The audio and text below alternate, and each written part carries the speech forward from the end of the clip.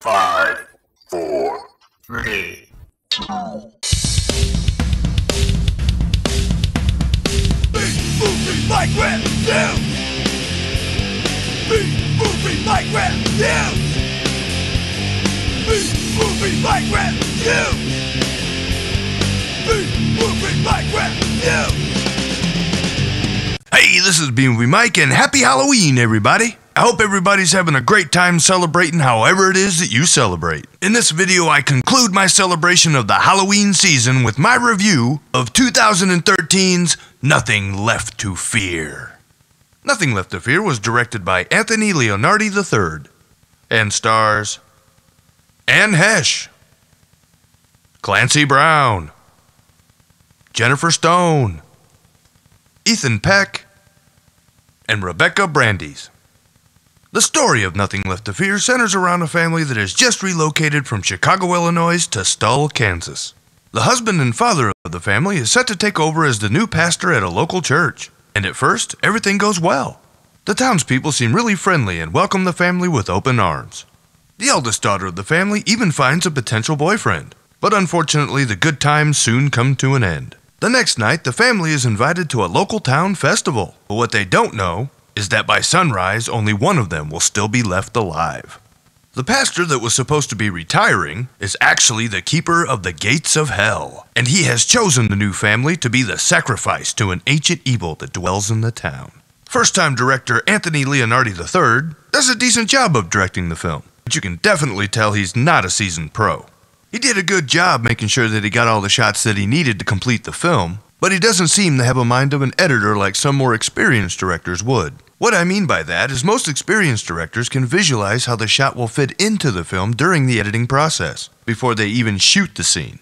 Directors with this skill can turn a bad script into a good movie by making on-the-fly modifications to the story as they're shooting the scenes. Now that brings me to the script. The script is ultimately what holds Nothing Left to Fear back from being the really cool modern horror film that it so desperately wants to be. In the script, there's no history given to the viewer about the ritual that the townspeople must perform, or why this family must be sacrificed. Apparently, this ritual must be performed repeatedly, but no reason or time frame is ever given. So that leaves you wondering, do the townspeople have to do this ritual once a week, once a month, or once a year? And if you have to sacrifice a family to close the gates of hell, why would you purposely open them in the first place? I do have a lot more problems with the script's lack of a fully fleshed out story, but I'm going to stop there considering how new this film is. I don't want to ruin it for any of you that really want to check it out. I can at least say that the cinematography is actually pretty good. There's some really nicely framed shots, and the nightmare sequences and special effects sequences are actually decent looking. The actors do the best they can with what they're given, but thanks to the bad writing, the talents of Anne Heche and Clancy Brown are completely wasted. Although I will say that Clancy Brown's performance is the best thing about this film. But unfortunately, it's not enough to save it from mediocrity. I first became interested in Nothing Left to Fear when I found out that it was produced by Slash's appropriately named film production company, Slasher Films. For that reason alone, I had high hopes for this film, but unfortunately I found it to be quite disappointing. Even though the film does try to create some decent atmosphere, the lack of a cohesive story ruins what could have been a decent horror film. Having said all that, I can still recommend that you check it out, but unfortunately, Nothing Left to Fear is nothing more than a rental.